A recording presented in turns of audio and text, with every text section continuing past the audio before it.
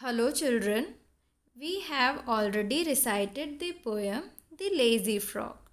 Today we are going to practice its exercise questions. So let's begin with the question answers first. Question number 1. What did the frog do all day? Remember the frog Fred from the poem? Answer of this question is in stanza 1. What did Fred do all day? वो Fred जो frog था वो पूरे दिन क्या करता था? Answer is the frog keeps on resting on a log of wood the whole day. वो पूरा दिन एक वुडन लॉग पे रेस्ट करता रहता था. Question number 2. Besides lazy, what other word can you think of to describe the frog? That means you have to think of a describing word for the frog other than lazy. Lazy के अलावा कोई आप describing word बताइए उस frog के लिए. Hint है how he behaved with his mother when a lady frog walked by. आपको हिंट दिया जा रहा है कि वो अपनी मदर के साथ कैसा बिहेव करता था. उसके बेसिस पे आप एक डिस्क्राइबिंग वर्ड बता सकते हैं. या कोई लेडी फ्रॉग जब गुज़रती थी पास से तो वो कैसे बिहेव करता था उससे. अगर वो अपनी मदर की हेल्प कराता था तो आप हेल्पफुल कह सकते हो. वो जैसा बिहेव करता था उसके बिहेवियर को ध्यान में रख के आप उस फ्रॉग के लिए कुछ डिस्क्राइबिंग वर्ड सोचेंगे. For example, he can be careless and rude. Careless क्यों? क्योंकि वो अपनी मदर की केयर नहीं करता था. उनको हेल्प चाहिए होती थी तो हेल्प भी नहीं कराता था. और रूड किस लिए? कि आसपास से कोई लेडी फ्रॉग अगर गुज़रती थी तो वो रिस्पेक्ट से बॉ भी नहीं करता था, मतलब सर नहीं झुकाता था और ना ही उनसे हेल्प के लिए कभी पूछता था.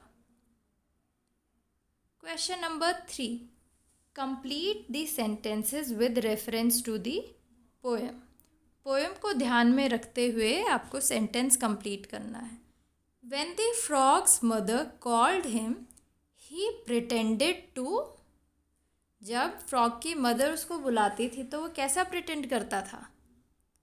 He pretended to deaf.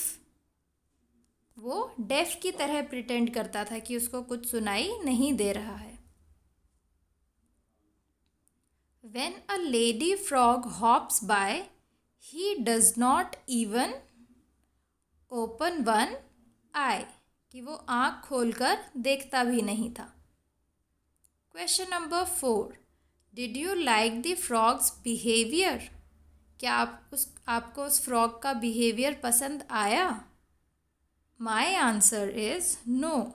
I did not like the frog's behavior because he is very rude and lazy.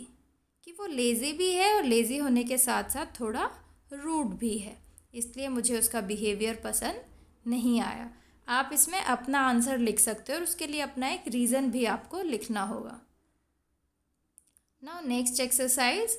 Add one more matching word to each pair. One has been done for you. जैसे आप देखिए log, frog, dog. All these are rhyming words. So similarly you have to add one more word which is rhyming to the given two words. Shirk, work, perk. Vain, Dane, sane. Preferring, hearing, bearing. Heap, keep, deep. Past, last, fast.